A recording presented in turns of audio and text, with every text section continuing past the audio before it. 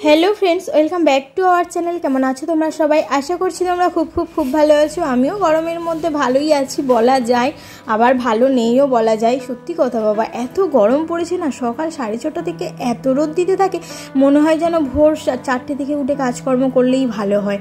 তো যাই হোক এদিকে সকালবেলা উঠে আমি ইঁচড় কেটে নিয়েছিলাম। ওই যে দোলন সেদিনকে যে ইঁচড়টা দিয়ে গেছিলো ওই ইঁচড়ের হাফ আমি কেটে নিয়েছি আর সেই সাথে একটু আলু কেটে নিয়েছি। প্রেসারে 2টো সিটি দিয়ে তারপর ইঁচড়টাকে বসাবো, ছেলেকে নিয়ে স্কুলে দিয়ে আসবো। তো এখন অনেক কাজ আছে, সবটা তোমাদেরকে দেখাচ্ছি না, এসে তারপর তোমাদের সাথে কথা বলবো। আর কি বলো তো, এই যে ইঁচড়ের মধ্যে 2-3টে আলু আমি এইভাবে সিদ্ধ করতে বসাই আর বেশিরভাগ আলুটা আমি ভেজে বসাই।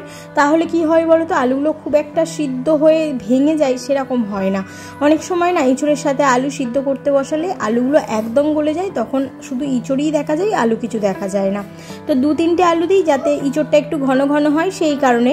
তো এদিকে দেখো ডেলি বেসিসে যেসব মশলাগুলো সেইগুলো দিয়ে আর আদা রসুন পেঁয়াজটাকে খুব সুন্দরভাবে কষিয়ে তারপর টমেটো দিয়ে এদিকে আমি ইঁচড়টা বসিয়ে দিয়েছি। আর তেল ছাড়া পর্যন্ত ওয়েট করব, অনেকটাই তো তেল দিয়েছি বলো। তো ইঁচড়ে তো একটু তেল দিতেই লাগে, একটু তেল না দিলে ঠিক ভালো লাগে না।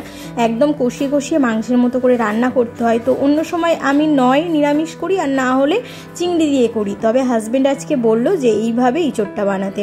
এই দেখো ছেলেকে স্কুলে দিয়ে চলে এসেছি আর এইদিকে আজকে এসেছে আমাদের বান্ধবীগণ। হ্যালো গাইস, দেখো এই যে আমাদের বার্থডে গার্ল চলে এসেছে বাওয়ালগিরি করতে, অফিস ছুটি নিয়ে আমাদের সাথে। এটা আমাদের মানু। আজকে হলো সোমবার, পয়লা বৈশাখের পরের দিন, আর আজকে হলো আমাদের সীতারানীর জন্মদিন। তো ও কালকে রাতেই আমাকে ফোন করে বলেছিল যে আজকে আমাদের বাড়িতে আসবে। যেহেতু আমাদের বাড়িতে আসবে সেই জন্য আমাকে একটুখানি আগে থেকে জানিয়েছিল, আমি সব আগে থেকেই জানতাম।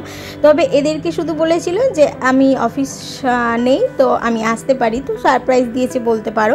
তবে বুঝতে পারিনি ও এত কিছু আয়োজন করেছে। বার্থডে সবাইকে একবার করে বলি হ্যাপি বার্থডে।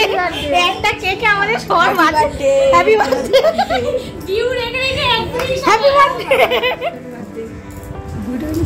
ও কিন্তু নিজেই এই কেকটা এনেছে। আর এখানে দেখো কেক কাটার আগে এখন তো ফটো তোলাটা মাস্ট, তো এখন ফটো সেশন চলছে। তার মধ্যে আমি ভাবলাম যে তোমাদের জন্য একটু ভিডিও রাখি, সেই সাথে ওর আজকের দিনটা আমি আমার চ্যানেলে ধরে রাখবো। ও আজকের দিনটা যেদিন মনে হবে সেদিনকেই দেখতে পাবে।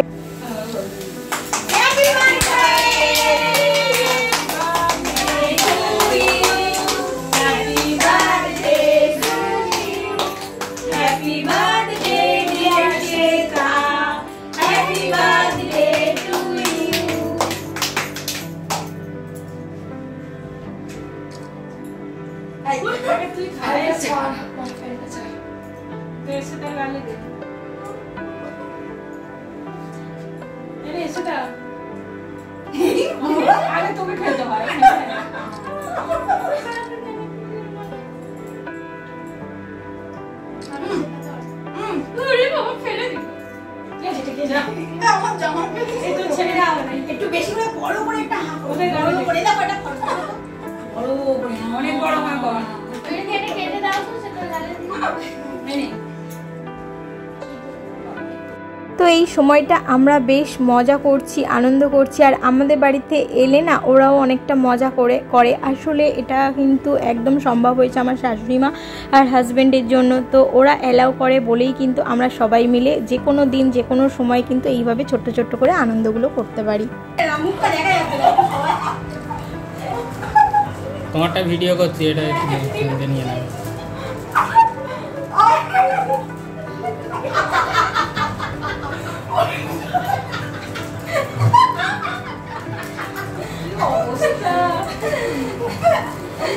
ও আসলেই আমি এভাবে দুধ চা করি। আসলে ও সেই আমার হাজব্যান্ডের মতো, ও প্রচণ্ড চা খেতে পছন্দ করে, তাই সেটা আসলে আমার হাজব্যান্ড তো দুপাই খাড়া যে আবারও 1 কাপ দুধ চা ও খেতে পারবে। তো যাই হোক এখানে হাজব্যান্ড যখন ছেলেকে স্কুলে দিতে গিয়েছিল তখন কিন্তু চা মানে দুধ নিয়ে চলে এসেছিলো, তো দুধ দিয়ে এখন চাটা করে নিয়েছি ঘন করে।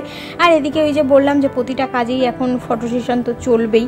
আর এদিকে দেখো, এদিকে হাজব্যান্ড আমাদের একটুখানি ভিডিও করে দিয়ে আর আবারও হচ্ছে তুলসী মঞ্চটা ভাঙতে লেগে গেছে। আর তোমাদেরকে বলছিলাম যে এই যে গাছটাকে ইঁদুর একদম মানে শিকড়টা কেটে ফেলেছে, তো সেই জন্য এই গাছটাও এবার তুলে ফেলা হবে। তো ও ওদিকে ভাঙাভাঙি করছে, আমি একটু গিয়েছিলাম ভাঙতে, কিন্তু কিছুতেই পারলাম না, জানো তো কি হাত জ্বালা করছে, কত কষ্টের কাজ, কি করে করছে ও কে জানে বাবা। আর এদিকে দেখো, এদিকে শ্বেতা বিরিয়ানি নিয়েও চলে এসেছে, মানে ও হচ্ছে কেক, বিরিয়ানি, সেই সাথে স্প্রাইট এইগুলো এনেছিল। আর আমি এখন শ্বেতাকে দিয়েছি ইঁচড়। ও বিরিয়ানি খেতে একদমই পছন্দ করে না, যেহেতু আমরা বিরিয়ানি খেতে পছন্দ করি সেই জন্য ও কিন্তু বিরিয়ানি এনেছে। আবার আমার হাজব্যান্ডের জন্য আর পুচকেটার জন্য কিন্তু একটা প্যাকেট এনেছিল, যেহেতু মানে আমার হাজব্যান্ডও বিরিয়ানি খেতে পছন্দ করে। আর একটা সম্পর্ক আছে শ্বেতার সাথে, শ্বেতা সম্পর্কে আমার ননদও হয় বটে, তার কারণ শ্বেতার বাবার সাথে আমার হাজব্যান্ডের খুব সুন্দর একটা রিলেশন ছিল। এখন শ্বেতার বাবা জীবিত নেই, তো সেই কারণে আমার শাশুড়ি মাকে সেটা পিসি পিসি করেই ডাকে। তো যাই হোক, এদিকে দেখো ওরাও চলে গেছে, ছেলেকে স্কুলে থেকে নিয়ে চলে এসেছি। আর এদিকে এখন এই যে হাজব্যান্ড আবারও এখানে ভাঙাভাঙির কাজ শুরু করেছে। আর ওইদিকে দেখো যে ওই মাটিটা ছিল না ওই বেডটার মধ্যে, তো সেই মাটিটাই এখন একটুখানি খুঁচিয়ে দিচ্ছে। অনেকটা মাটি আমি বস্তাতে ভরে ফেলেছি, আর কিছুটা মাটি আছে, এগুলোকেও বস্তাতে ভরে ফেলবো। তো হাজব্যান্ড বলছিল যে এটা যদি আজকে পুরোটা ভেঙে ফেলা যায় তাহলে কালকে থেকে বালি সিমেন্টের কাজ করা যাবে, মানে এখানে একটুখানি অন্য কিছু করার প্ল্যান আছে আমাদের। তো সেটা তো অবশ্যই ভিডিও দেখলে তোমরা বুঝতেই পারবে। তো এই দেখো, এই যে মাটিগুলোকে ভরেছি, আর এই মাটিগুলো না আমি কিছুতেই খুঁড়তে পারছিলাম না, এতটা টাইট হয়ে গেছে। তো ও কিছুটা আবার খুঁড়ে দিচ্ছে। তো এদিকে তো ছেলেকে স্কুল থেকে নিয়ে চলে এসেছি। আর কি বলো তো, একটু ভাবছি যে বিছানাটা করে নেব। দুপুরবেলা তো তোমরা জানোই যে আমি মশারি টাঙিয়েই ছেলেকে ঘুম পাড়াই, তো সেই জন্য বিছানাটা একটুখানি ভালো করে ঝেড়ে নিলাম। আর আমার তো বিছানা ঝাড়াটা বাতিক বলতে পারো, এদিককার জিনিস ওদিক রেখে বিছানাটা করি। তো এদিকে দেখো ঘরের অবস্থা খুবই খারাপ, আসলে সকাল থেকে একটু অল্প স্বল্প গুছিয়েছিলাম, তবে তারপর থেকে না ঘরটা একটু অগোছালো হয়ে গেছে বলতে পারো। তো যাই হোক, এদিকে দেখো একটুখানি আম ডাল করবো, তার জন্য মুসুর ডালটা সিদ্ধ করে নিয়েছি আজকে, আম ডাল, সেই সাথে ইঁচড়, আর হচ্ছে সেই সাথে একটুখানি আলু সিদ্ধ। আর সেটা যে বিরিয়ানিটা দিয়েছে ওটা হাজব্যান্ড বলেছে সন্ধ্যাবেলাতেই খাবে। আর এদিকে দেখো ভাঙাভাঙি হয়ে গেছে, হাজব্যান্ড বেশ ভেঙে এই জায়গাটা একটুখানি যতটা সম্ভব করে দিয়েছে। আর আমিও তার মাঝে কিছু জিনিসপত্র ধোয়া ছিল সেগুলো ধুয়ে নিয়েছি। এখন বসাবো আম ডালটা। তো আম ডাল করার আগে আমি ভাবছি একটুখানি এই যে শুকনো লঙ্কা ভেজে রাখবো। আলু সিদ্ধ দিয়ে এই শুকনো লঙ্কা মাখা খেতে আমার খুব পছন্দ, তো সেই জন্য একটুখানি শুকনো লঙ্কাকে খুব সুন্দরভাবে একটু ভেজে নিলাম। আর এরপরে তেলের উপর 5 ফোড়ন দিয়ে তারপর আমটাকে একটুখানি ভাজাভাজি করে আর ডালটা দিয়ে দেব। আর তো শুকনো, আমার শাশুড়ি মা বলে যে আম ডালেতে নাকি সর্ষে ফোড়ন দিতে হয়, তবে না সর্ষে ফোড়ন দিলে আমি কোনো রান্নাই খেতে পারি না, সেই জন্য চাটনিতেও খুব একটা দিই না। তোমরা দেখেছো আমি 5 ফোড়ন দিয়েই করি, তো এখানেও আমি 5 ফোড়ন দিলাম। আসলে আমার কাছে ওই ফোড়নটা অতটাও ম্যাটার করে না, আমি যেখানে যেটা পারি সেটাই দিয়ে দিই। তো ওই যে বললাম গোজামিল দিয়েই রান্না আমি বেশিরভাগই করি। আর এদিকে দেখো তেলের মধ্যে দিয়ে দিলাম 5 ফোড়ন। 5 ফোড়নটা একটু ফুটে গেলে তার মধ্যে দিয়ে দিলাম এই যে আমগুলোকে। তো আমগুলোকে একটু ভাজা ভাজা করে নেবো। আর কি বলো তো, একটুখানি লবণ দিলে না আমগুলো খুব সুন্দরভাবে গলে যাবে। আর তারপরেই আমি ডালটা দেবো। ডালের মধ্যে অনেকে দেখেছি আম দিয়ে সিদ্ধ করে, সেটা আমি খুব একটা করি না, আমি এইভাবে কিন্তু ডালটা আগে সিদ্ধ করে নিই আর তারপরে তেলের উপরে একটু লবণ দিয়ে ঢাকা দিয়ে কিন্তু আমটাকে ভাজা ভাজা করে নিই, আর সিদ্ধ চটজলদি হয়ে যায়। তো কি বলো তো, ওইটাতে আমার ঠিক মনে হয় যে ভালো লাগে না, একটুখানি ভেজে নিলে যে আমের থেকে একটা সেন্ট বেরোয় সেটা কিন্তু আমার বেশি পছন্দ। এদিকে আম ডাল একটু পাতলা করতে হয়, সেটা না আমি একদম ভুলেই গিয়েছিলাম, শাশুড়ি মা না বললে না আমি এতটাই ঘন করে ফেলতাম জানো তো।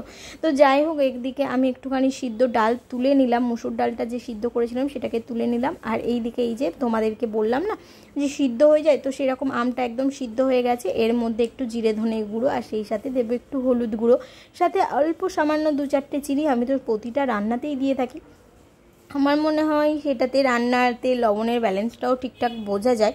তো এইবারে আমি এর মধ্যে দিয়ে দেবো মুসুর ডাল, আর তারপরে একটুখানি জল দিয়ে পাতলা করে নিলেই কিন্তু হয়ে যাবে আজকে আমার আম ডাল।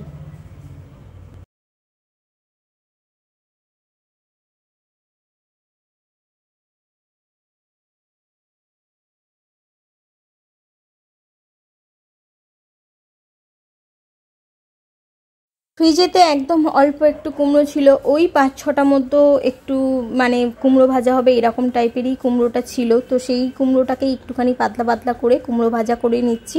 হলুদ লবণ আর একটু চিনি মাখিয়ে রেখে দিয়েছিলাম, আর এখন কুমড়োটা একটু ভাজি। আসলে ছেলে কুমড়ো ভাজা খেতে পছন্দ করে, আর টক ডালের সাথে কুমড়ো ভাজা, সেই সাথে আলু সিদ্ধ আর আজকে ইঁচড়। এই হচ্ছে আমাদের দুপুরের লাঞ্চ।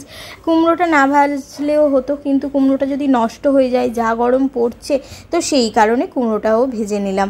তো চলো একদম রান্না বান্না ডান। তো একটুখানি ঢাকা দিয়ে দিলাম যাতে কুমড়োটা একটুখানি সিদ্ধ হয়ে যায়। কুমড়োটা কড়াতে দিয়েই মতো আমি ঢাকা দিই না, তাহলে না কেমন একটা গোলে মতো যায় আর গাটা চুঙা চুঙা হয় না, আমার ঠিক ভালো লাগে না। ঠিক সেই কারণে আমি প্রথমে কুমড়োটা একটুখানি জোরে গ্যাসটা দিয়ে গাটাকে চুঙা চুঙা করে নিই, আর তারপরেই কিন্তু আমি একটুখানি ঢাকা দিই, তাহলে আমার মনে হয় বেশি ভালো হয় আর একদম কুমড়োটা গলেও না। তো এদিকে দেখো এই যে আমার কুমড়ো একদম সিদ্ধ হয়ে গেছে। তো চলো দুপুরবেলা লাঞ্চটা সেরে নিই। এর খাওয়া দাওয়া সেরে এখন চলে এসেছি এই যে জামা কাপড়গুলো দিয়েছিলাম সেগুলোকে তোলার জন্য, আর এগুলো একদম শুকনো হয়ে গেছে। বেশিক্ষণ দিইনি জানো তো, তাতেই না পুরো একদম খটখটে শুকনো হয়ে গেছে। আরও কিছু জামা কাপড় আছে, সেগুলোকে একটুখানি দিয়ে দেবো, আর ভাবছি একটুখানি রেস্ট করব। তাই ভাবলাম যে আগে এই জামা কাপড়গুলোকে তুলে নিই, তুলে রেখে এসে আবার ওই জামা কাপড়গুলোকে দেবো। আর যতক্ষণে আমার হচ্ছে বিছানা টিছানা করতে বা ছেলেকে শোয়াতে টাইম লাগবে, ততক্ষণে কিন্তু আমার জামাগুলো আধা শুকনো হয়েই যাবে। সূর্য মামা যা টেম্পারেচার ছেড়েছে, তাতে বেশিক্ষণ সময় লাগবে বলে আমার তো মনে হয় না। তো চলো এখানে আর একটু জামা কাপড় যেগুলো বাকি আছে সেগুলোকে একটুখানি দিয়ে দিই। আর এই নাইটিটা না এখনো পর্যন্ত সেলাই করিনি। তোমরা তো জানো যে আমি খুবই লম্বা, তো নাইটি খুব একটা সেলাই না করলে না আমি পরতে পারি না আর কি। অনেকটাই বেশি করে আমাকে কিন্তু নাইটিগুলোকে সেলাই করতে হয়, কিন্তু এই নাইটিটা না এখনো পর্যন্ত সেলাই করিনি। ওই যে মাম্পিদি এসেছিল না অ্যানিভার্সারিতে, আসতে পারিনি বলে মাম্পিদি আর পলাশদা এসেছিল। মাম্পিদি পলাশদাই কিন্তু এই নাইটিটা আমাকে গিফট করেছিল। আজকে দুপুর পর্যন্ত কাজকর্ম মিটলো বলা যায়। তো আরও একটুখানি কাজ আছে, সেগুলোকেও সেরে নেবো, তারপর একটু রেস্ট করব। তো চলো বন্ধুরা আজকে এই ছোট্ট ভিডিওটা এখানে এন্ড করছি। দেখা হচ্ছে পরের দিন আরও ইন্টারেস্টিং ভ্লগের সাথে। আর আজকে ভিডিওটা কেমন লাগলো অবশ্যই তোমরা কমেন্ট করে জানিও। তো সবাই ভালো থেকো, সুস্থ থেকো, এই গরমে নিজেদেরকে খেয়াল রেখো, সেই সাথে পরিবারের সবাইকে খেয়াল রেখো। টাটা।